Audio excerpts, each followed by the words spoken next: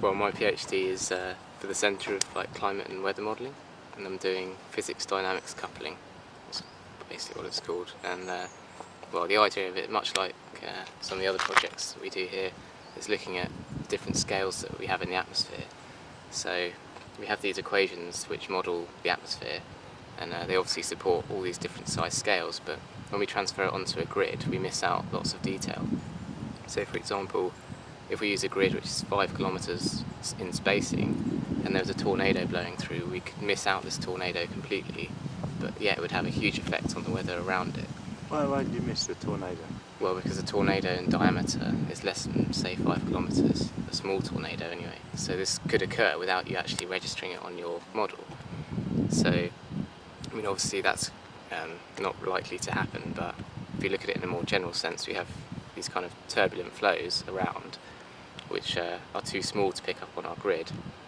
So the idea is that we have some model which models all the large scale flows, and then we have another model which models all the small scale flows, and then we need to try and couple them together somehow, and this is what the project's basically going to be looking at.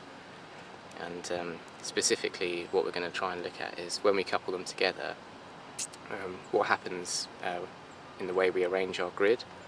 So for example, in these equations we have things like pressure, velocity, density, all these different things, and we have to sample these things in the actual atmosphere.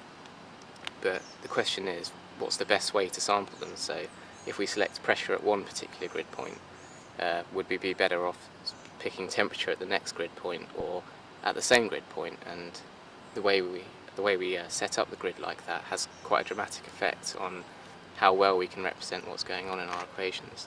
So the idea is basically going to be investigate this, and so we have, you know, the coupling between the physics and the dynamics, where the physics is the small scales and the dynamics is the large scales. We have coupling between physics and other physics, and it's just a big problem that we're just going to try and look at and investigate and see what's going on really, and see if we can make some conclusions about the best way to set up our grid and the best way to couple the models together basically.